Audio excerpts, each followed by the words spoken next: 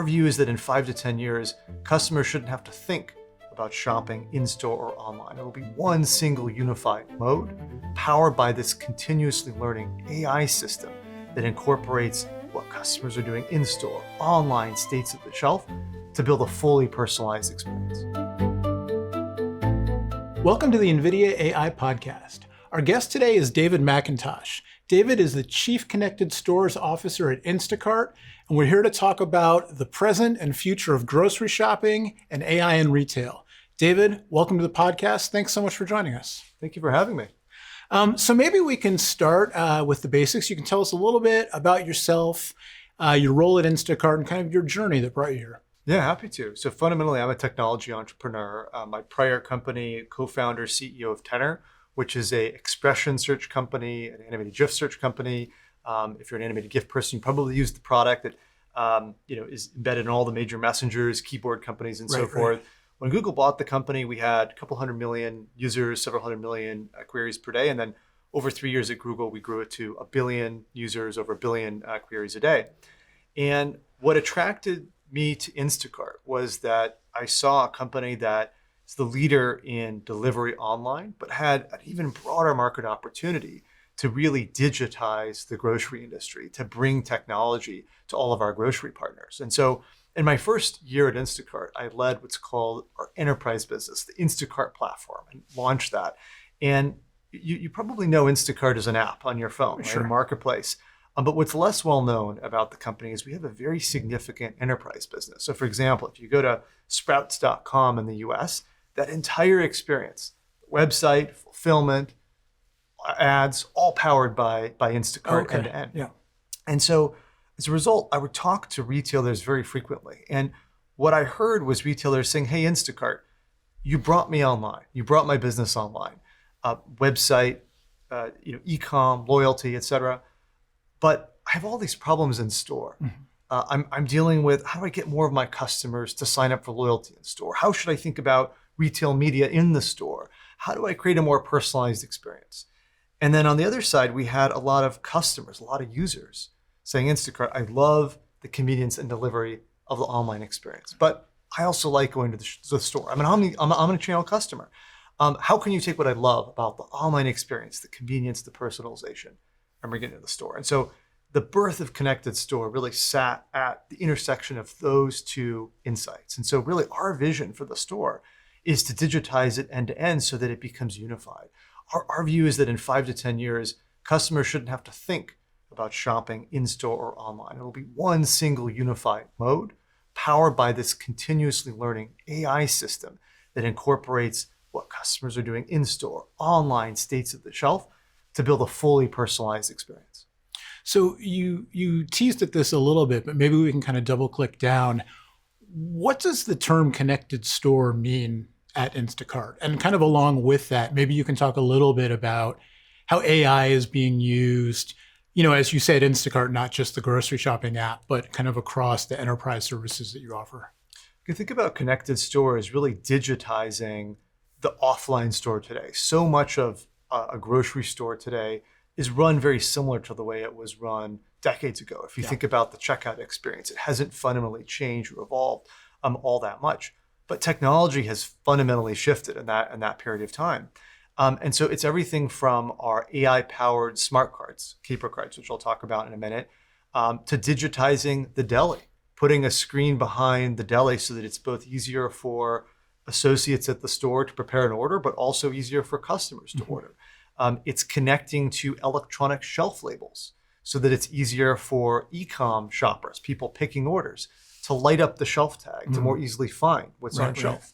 It's about giving users an in-store mode so they can plan their trip to the store, create a shopping list, and then sync that with technologies in the store. It's inventory technologies that build an understanding of the shelf to prevent out of stock so that consumers, when they come to the store, can get exactly what they want. So you can think about it as really digitizing all of the components of the store and connecting them together. So for example, you can order from the deli, from the Caper cart. Caper cart connects to our offering called Food Store, which digitizes the deli. A shopper going into the store can activate those shelf tags, but you could also imagine the Caper cart activating the shelf tag to help you find something more easily in the store. The shopping list that you build online, you can then sync with the Caper Cart in the store, and it reminds you, in fact, what to get in the store, so you don't miss anything and realize it when you're all the way home. So all of these technologies are connected together. And at the very center of that ecosystem is Caper, which is a $350 million acquisition I led a number of years ago. And the Caper Cart you can think about as a set of sensors in a cart connected with an NVIDIA Jetson board in every single cart. So the cart has a weights and measures certified scale. You need weights and measures certification in the US to do produce weighing. Right. It's got camera sensors, multiple camera sensors that not only look at the basket, but also face the shelf. So you can understand what's on the shelf, which we'll talk about more. You've got location sensors on the cart, so you can understand where the cart is in the store. It's both a SLAM approach, but also leverages visuals of what's on the shelf. Yep. And then it's a sensor fusion system. So you can imagine in a grocery environment, one of the big problems is that often Wi-Fi is spotty. Yeah. It drops in and out. And often, by the way, there isn't good cell reception as you're going through, these a lot of the stores, once you get in, or at least I found the cell drops out. Yeah. It's a big problem. And when you think about it, customers want an experience that responds immediately. Sure. Right. Yeah, so we're used to it. Yeah. If you think about the way people use the cart, they're putting items in the cart and then it creates this running total. Right. So what people love about the cart is the fact that they can keep track of their spend, right? They don't have to go to the checkout line and then put things back because they miscalculated how much they're going to spend. Right? I'm laughing because I'm thinking, as you're describing this, I'm thinking of one of Instacart's videos or ads that I saw where, it's mom and daughter shopping and mom puts something in and it rings up and the daughter puts something in and mom grabs it and takes it out. And, it shows how the cart automatically deducts it from your total, which is amazing. And then the daughter puts it back in and mom's like, yeah, okay, you deserve it. But yeah. So maybe we can kind of walk through what happens kind of behind the scenes when I'm shopping. And I want to set this up because I think this part just sounds so cool. It's these little simple things, right? But they really elevate the experience. And as a consumer, when you get a lot of little things together, you're like, oh, this is a great experience. But the idea that I can be shopping, I can have a bunch of stuff in my Caper Cart. It's keeping track of everything. And I can put something in, a piece of produce that needs to be weighed. And so if I already have stuff in the cart and I grab an apple and I put it in the cart, what happens? Yeah, great question. So the entire basket is a scale. And so when you put an item into the cart, it can understand the weight because it already knows the cumulative weight of everything in the cart. But as you're alluding to, it's not that simple because you can imagine that the grocery environment is very complex, right? And so Wi-Fi, as we talked about, is one of the issues. But look, in these stores, there's a variety of lighting conditions. There's tens of thousands of SKUs. The SKUs, by the way, change store to store. So even if it's the same banner, right? Even if it's the same retail store, it's going to be very different catalogs, very different items. The items change, right? Seasonal differences and so forth. There's very subtle difference in sizes of these items. And then the way that people shop is different, right? So going back to the question on the scale, some people are leaning on the side of the cart, right? Different arms are going in and out. It could be going over bumps in the store. And so it's a very complicated problem. And the expectation from a consumer standpoint is that the responsiveness has to be in hundreds of milliseconds, right? And so if you think about a lot of the AI systems that exist in the cloud, the response time might be seconds, right? And so key to our approach is doing a lot of these calculations around what's in the basket and recommendations at the edge. Right. And so the way it works is that we have several sensors coming together. We have camera sensors, we have the weight sensor, we have the location sensor, and then we have that sensor fusion system. So we have an edge encoder that processes a lot of those signals at the edge. We also, for longer sessions, longer analysis, we will look at those sessions in the cloud with a separate decoder. And then we'll put the two together in what we call an overall shopping decoder, that shopping experience decoder, that builds the best understanding of the customer's basket. And you can imagine that in this environment, there's thousands and thousands of edge cases that can emerge in terms of the way that people are shopping with this product. And so we've really found that it's important to have multiple signals all coming together. In fact, we published a blog post on this, announced it at GTC, and actually walked through this in a GTC talk. if you look at just camera alone, there's all kinds of ways that the camera can easily be tricked. And I don't use the word trick to imply necessarily an intent on the user. Right. It's just in the natural way that people are shopping, pulling things out, different speeds, a camera getting blocked, the cart getting full, all those things we found, you absolutely need those multiple sensors coming together. The weight of the cart, that basket, is almost sort of like an X-ray that builds that ground truth understanding of what's actually happening with this thing, with all of the camera inputs informing it. So that's the basket understanding side. There's also then an understanding of the shelf. So going back to, what do customers love about the product? You mentioned you like going to grocery stores. One of my favorite things to do is I'll go to grocery stores where Caper's live. We're now live 100 cities, tripled year over year. Is it in the US, globally? Primarily US, but we're also live internationally as well, with Kohl's in Australia. And Morrison's recently announced that they're bringing Caper to the UK. So we have an international presence, but primarily, we launched in the US. Sure. And I'll go to these stores, and this one in particular is Wakefern. Wakefern is a co-op on the East Coast. They have ShopRite, Fairway. We're live in about 20% of all of Wakefern stores, and growing quickly there. And so I actually will bring typically my wife with me if she's in town, because I'll go up to customers and just ask them about how they use the experience. Right. And I'll tell you, I get a lot better responses when I'm shopping with someone versus if it's just me. People sort of look at me like, what are you doing? Right. But I'll of course they won't know I'm with Instacart, but I'll ask them, why are you using this product? How did you hear about it? What's the value you're getting out of it, right? And when I talk to people, I hear, number one, it's the running total. Number one is like, I can keep track of what I'm spending. Second, I hear the deals, the discounts, the recommendations on the cart. 3, I hear convenience. You can bag as you go. You can actually take the cart all the way to the car. The carts can get rained on, they can get snowed on. They're highly durable. In fact, they often will sit outside charging, right? So customers can just pull them. They're highly modular. They integrate into existing store operations. Right. And as a customer, your running total is just checked out when you leave the store or hit the button or whatever happens. That's absolutely right. You can check out either directly on the cart. Some of our retailers have payment terminals directly on the cart. So you can just tap your credit card, or maybe you have a wallet, Apple Pay and so forth. You can pay directly on the cart.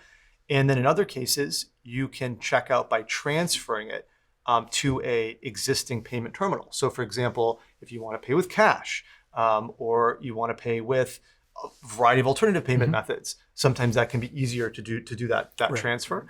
And that speaks to the modularity of our approach, which is that some retailers would prefer to funnel users through existing systems and exits they have. Some want a brand new lane, right? Sure. But going back to the point around how it works, right? The end-to-end environment. Recommendations. So how do recommendations work? Well, what we found is that most retailers don't have an accurate planogram of the store. What does a planogram mean? Planogram is a layout of where all the things are at. And keep in mind, even within a given retailer banner, the layout varies often store to store, sure, right? And the problem is that you might know exactly where the cart is 2 feet in a particular aisle. But if the planogram says that there's cereal next to you, but in fact the cereal is 2 aisles over, right, the recommendation is going to be wrong. And not only is it going to be wrong in that moment, but then users will start to look at the screen less and less over time, right? Yeah. And so the problem with that is that then the utility of the product gets slowly eroded because the recommendations just aren't Trust accurate. erodes, utility, yeah.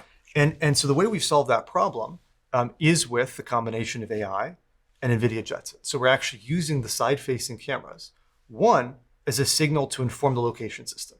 Because SLAM is good, SLAM locations are good, systems are good, but in an environment where the aisles are close together, there might be some ambiguity on, are they aisle 2 or are they aisle 3? And obviously that makes a huge difference on the recommendation. So one signal with the sensor fusion system is, okay, where is the cart in the store? The second is, what's actually on the shelf? So the side-facing cameras are building an understanding of what's actually on the shelf so that it can inform the recommendation system. And then the recommendation system connects with cloud systems. So over the last decade, we have 1.6 billion plus lifetime grocery orders on the online side. So we've been able to make the recommendation algorithms online very, very, very good. Yeah, I can only Right? imagine. Yeah. So we're taking a lot of that same technology, that same approach, and we're now bringing it in store. And the results are extremely exciting. So many of our retailers have shared that they're seeing double-digit sales lifts from Caper. From the carts. Right? Yeah. People are spending double-digit percentage more. And then we've even been able to more recently add on top of that with recommendation features that further bring online and in-store signals together. So for example, you're about to check out. You're heading towards the checkout lane. There's a screen that pops up. It says, "Did you forget?" Yep. And it surfaces the yogurt that you normally buy, but you just forgot to buy this trip. That feature alone, that one feature alone, drove a 1% absolute increase Wow. in sales lift in store. Yeah. Stats sig, right? Nearly 1%. And that's just to kind of make sure that's a personalized recommendation, right? That's not a like, oh, you're in aisle 4 where the chips are and chips are on sale in this store today. This is a like, Noah, I have to change it to be honest. Noah, you eat a lot of ice cream. So before you leave, did you get the ice cream? And that's my, yeah. That's exactly right? And so, I think we're just scratching the surface of the new types of experiences, the win-win-wins we can create by understanding location, by having the customer engage with the screen, by having the recommendations be relevant to them. It's good for retailers, it's good for CPGs, it's good for users, because a lot of users complain, hey, I got all the way home, I forgot the one thing I came to the store for, right? It's really, really annoying. Another example is when you've not to interrupt, but when you've been ticking off some of these features and talking about like, your grocery list and having it there and everything, I'm like, you're peering into my shopping brain and my like 4 different apps with fragmented grocery lists and I forget stuff and everything. And, even just the idea of I'm in the store and I don't know where the ketchup is in this particular, and being able to access from the cart, like. That's absolutely right. Amazing. Yeah. I mean, it's I think all these little pain points that people have increasingly because so many people are shopping online, right? They're saying, look, I sort of expect a lot of the things that I do online to be in store, right? Another example of this is we shipped a new recommendation algorithm where we saw another 1% plus absolute improvement in sales lift in the store, right? That's the whole step on top of everything we did before, right? And what that was doing was better incorporating a lot of the online signals from online delivery into the store, right? Now, when you take a step back and you say, go back to your question, how did that all work? This system would not work without the sensor fusion, physical AI system running on the Jetson board at the edge. Yeah. It would not work with the understanding of the shelf, the side-facing cameras, and that routing through the NVIDIA Jetson board and both the edge AI system and cloud AI systems we have, right? And then all that would not work with our ability to take signals about what a user is doing online, the history we have in depth in building recommendation algorithms online for the last decade into the store. And so the magic of the product really sits at all of those 3 things coming together to deliver that value to users. And I think in general, we're just scratching the surface of the experiences we can deliver. Like we've got gamification capabilities, for example, where customers can get additional deals and discounts. And imagine for a CPG or retailer, they might say, look, this is a customer who shops, once every 2 weeks. If I give them $2 off their next order, if they shop within a week, it's probably worth it for them, right? And so those are the types of win-win-wins you can construct with an understanding of the user, a screen in front of them that they're highly engaged with, the understanding of the basket, the AI system that we're deploying, at the edge. Really scratching the surface of the new things we can deliver. You've talked in depth about the benefits for the shopper as well as the retailer. How are the store employees taking to the new systems? And are there benefits of the cart and all of the data flywheel stuff you have going on as you described? How does that trickle down to improve the employee experience? Yeah, absolutely. A couple different ways. One thing I will say is that we found adoption of the product absolutely relies on employee support. Employees have to be enthusiastic and supportive to help really drive adoption in the store. And so there's some things that sound simple, but are incredibly critical, like stackable charging.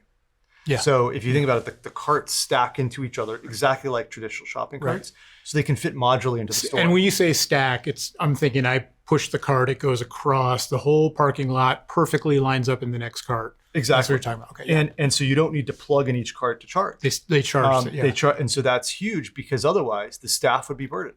They say, this is work for me. I have to plug in each card individually, right? So that element is extremely key. We now have the ability to deploy the carts outside. So you can have a stacked charger of a stacked set of carts outside in the cold winter weather. And so stores don't have to do anything differently in terms of their operations. Like the modularity element is incredibly critical to success. And just stepping back, when I talk about the complexity of the physical AI deployment of Caper, it's these types of things I'm talking about. Where, okay, let's say you deploy the carts outside. The Wi-Fi signal is probably pretty weak outside. Mm-hmm. What do you do about poor Wi-Fi at the start of a session when somebody's trying to log in with their phone number to get their loyalty reports, right? It's like all those types of things, really getting the system to work at the frontier is very, very challenging. I keep, when you're talking about these challenges, I keep going back to the mental image of being at the self-check and somehow I put something on when I wasn't supposed to, and it says remove the item, and I remove it, but I didn't do it right, or something happens, and you're in that loop. So with the complexities of everything you've described, moving around the store and everything, that's right. You know, what you described too, that loop that you get into in traditional self-checkout, you've got typically an associate that's standing a couple feet away from you that can come over and help. Yeah. With a smart cart, you're in aisle 10, there's nobody around you to help. And so it makes it even more important to get the basket accuracy systems right, to understand what customers are adding, what they're removing from the cart. And, you know, to maybe a final point on the trust of associates, this is why basket accuracy is so important, because the weight system acts as sort of an X-ray, so to speak, for the cart contents that works in tandem with the visual signals coming in, again, the sensor fusion system. That's really important because ultimately associates want to make sure that as customers are leaving the store, the total is accurate. Yeah. And so building that depth of technology along with retailer-facing tools where they can keep an eye on the carts as they go throughout the store and they know the system is highly accurate and performant. That's all part of how you make these deployments really successful at scale, even with the chaos of a store environment. Yeah. Another thing I'll share with you that is pretty interesting is we announced a technology called StoreView. Okay. Where Instacart shoppers that are shopping an order for another customer can actually scan the shelves of a store with their phone, right, to build an understanding of what's on the shelf. Yeah. Caper, also with the side-facing cameras, as I described, can build an understanding of what's on the shelf. And so that understanding could then feed notifications to the store, to employees about things that are running out of stock. Yeah. So then they don't have to be reactive. They don't have to wait for a customer to tell them, or they don't have to go and do these lengthy checks of the store. It comes to them proactively.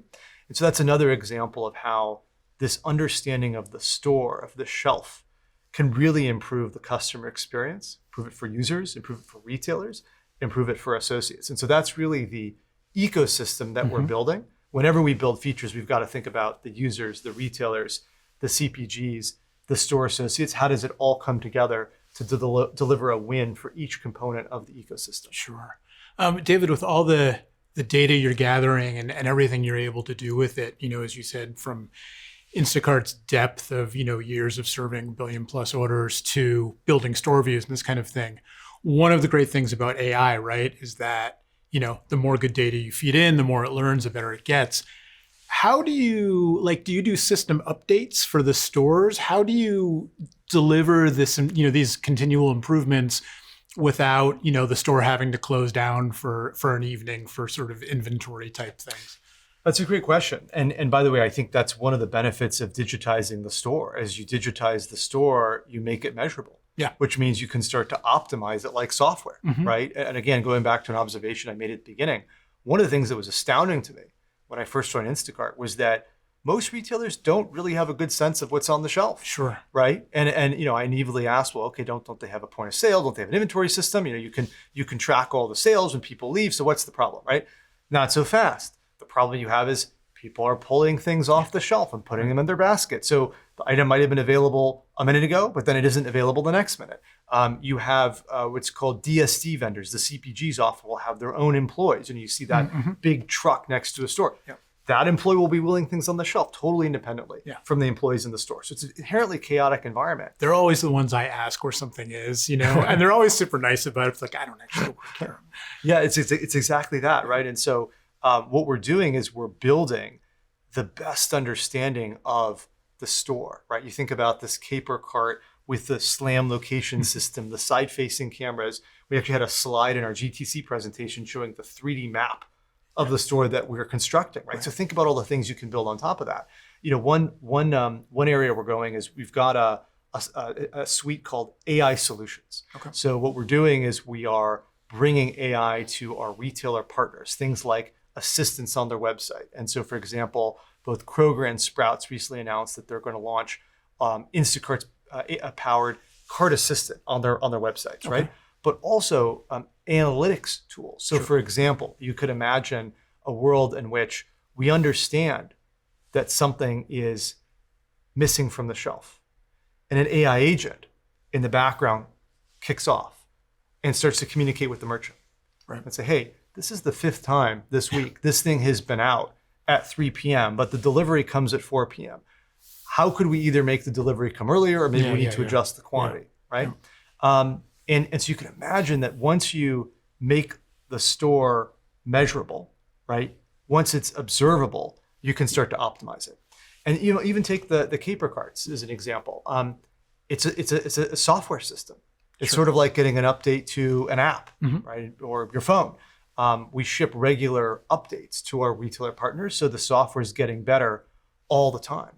And then this is probably a little bit, in the weeds, but from a technical perspective, some of these models about the store might refresh as frequently as 15 minutes. Okay. Right. Yeah. And so they're really designed to get as close as we can up to the minute view of what's happening. Because again, going back to the example of out of stock, the item might have been on the shelf 15 minutes ago, but then when somebody comes to the shelf, either to grab it and put it in their own cart or to pick the order for a customer online, it may not be there. And so that real-time understanding of the store that we're building from the more than 500,000 Instacart shoppers that go into a store every day, and from these caper carts that go through the store and are continuously scanning the shelf with the side-facing cameras, that's unlocking a foundation for us to build new agentic experiences on top that start to automate the optimization of the store to then ultimately deliver a better experience to users. It makes the associate's job easier and ultimately drives value for the retailer. Yeah, you said the A word, agentic. What's your approach to using agentic AI right now? You mentioned the one agent kicking off and doing something in the background, but is Instacart, are you deploying agentic systems as part of what you're doing in stores? Are you looking at agents for sort of different expertise kind of, tasks and lines of thinking? What's your philosophy on using agents? Yeah, I think our vision is, I think, consistent with NVIDIA's vision, which is we believe that there's going to be experts for different tasks, right? And so the way that we're approaching it is that we're building the foundation model for grocery.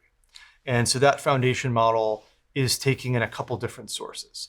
It's taking in the 1.6 billion lifetime plus online grocery delivery orders, the 2 billion item catalog that we have, and then it's taking all the in-store data. Right? It's taking in this understanding of not just the shelves, but also the click stream. Where is a user pausing in the store? Going back to your example, a kid taking something out of the cart. What convinces you to take something out of your cart? What convinces you to put that thing in?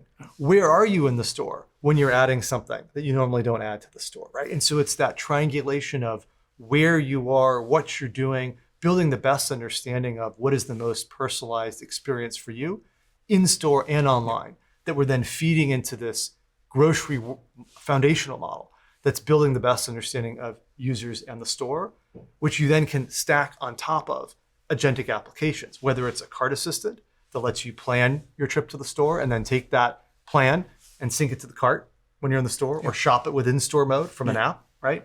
Or it's building associate-facing tools like the example I described, or even CPG-facing tools. So another example, if you look at a lot of the ShopRite Wakefern stores we're in, you will find bread from a particular vendor being let's say half a dozen places throughout the store. Okay. That Right, bread right. company wants to understand, where in the store is my bread being bought? Sure. Where are people actually taking it off the shelf? And so today, what we can do is give that CPG an understanding of stack rank list. Here's the top 6 places people buy that bread in the store, right?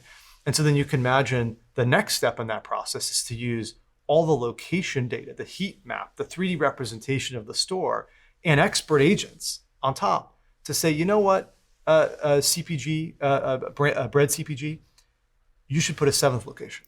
And here's where you should put it in the store. Yeah. You should put an 8th location, by the way, and it'll weigh that against the cost of a person not putting those locations in another store because they're burdened by those additional 2 locations. Or it might say, look, in this store, you only need 4.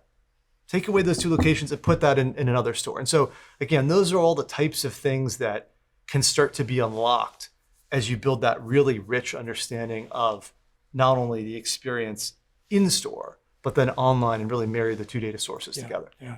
That's the continuously learning system. Right. What's something that's maybe an insight, that's been uncovered through all of this work, but using AI with grocers, with retailers, an insight that surfaced that maybe surprised you? Yeah. Well, I'd say the first thing that was surprising to me is often the consumer value props that resonate the strongest seem very simple, but are very difficult to execute against. So take the running total as an example, right? It's amazing that the running total is often the number one thing that users cite when they use the cart, right? But to actually deliver that, as I stepped through before, how do you build an understanding of the basket and make sure you know what's happening? You remove things, add things, the cart hits bumps throughout the store. Just delivering that is very, very challenging technical problem. But that output itself was very, very simple, is extremely impactful for users. I think the second thing that's been interesting to see is how their behavior changes depending on these different contexts. So what we've seen, for example, with assistants in the cloud, people are planning a trip to the store. They're using it differently than they would a traditional online grocery experience. So online, this is probably your experience with Instacart, right? You're searching, adding. Here's thing I bought before, right? You basically know what you want. You're building a list. You're checking out. Versus an assistant online, a user might say, "Hey, I've got a family of 5. I have this X dollar grocery budget. My oldest child has this allergy, right? Second one doesn't like fish. The third one only eats fish. Can you make me a meal plan with that budget for this family, and can you do it for the next 2 weeks, right?" Those are the types of behaviors and queries that you start to unlock with these new agentic workflows. And then, by the way, the behavior gets even richer because you then can take what you've done online and bring it in store. And so that cart assistant I mentioned that Kroger and Sprouts announced they're rolling out, that will exist both online in the e-commerce website that we're powering for those retailers, and it will exist in Caper, in the smart cart, which will then start to remind you as you go through the store and actually start to shape your behavior. Right. And what you do in store will then start to improve the online experience, and vice versa. And so in general, we look for places where we can really push the envelope on user behavior and add new value to users with these new capabilities, right? It's the same. Another example would be take the bag as you go use case with Caper. Often people will put their bags in the cart, the reusable bags, and then because they can take the cart directly to their car, they'll unload directly in the car. Those people might have shopped with plastic bags before, store provided bags before, but because of this brand new experience where they don't have to actually take anything out at checkout and put it on the conveyor belt or take it out and rescan it, because it goes into their bag once, they then start to shop with reusable bags. So there's a lot of things like that where we've seen where because you use AI to make the experience more convenient, more personal for customers, it has second, third order effects in the way that they behave. Yeah, no, that's really interesting. The example of make me a meal plan just makes me think back to like one of the first use cases that I remember seeing, kind of anecdotally, I guess, when ChatGPT first broke and everybody got on Gen AI, was, here's a picture of my fridge. What can I make for dinner?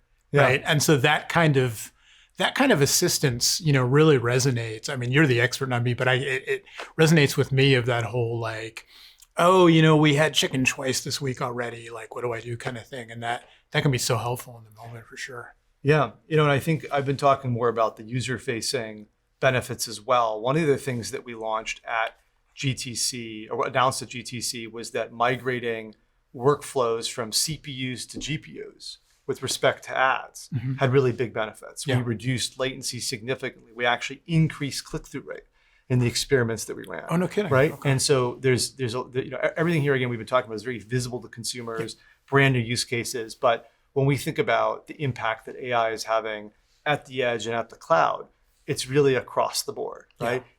We're pushing the frontier with physical AI, with these carts in the store, with shoppers scanning the shelf to understand what's happening at the edge, but also by bringing these systems online, there's also impact that you can drive to recommendation systems, ad systems, and so forth, right?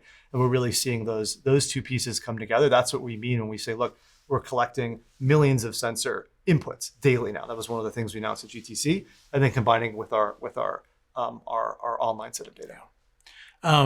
So David, what's next? Yeah, when I think about it, it's really the vision I laid out for you at the beginning of the call. It's on a 10-year horizon. We think that customers won't have to choose between shopping in store or online, right? There won't be a solid line between the physical store and the online store.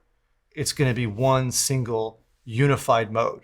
What you do online will plug into in-store and vice versa. Right, it just continues. And it's going to be a continuously improving loop behind the whole system that ultimately makes the shopping experience more personalized, more seamless.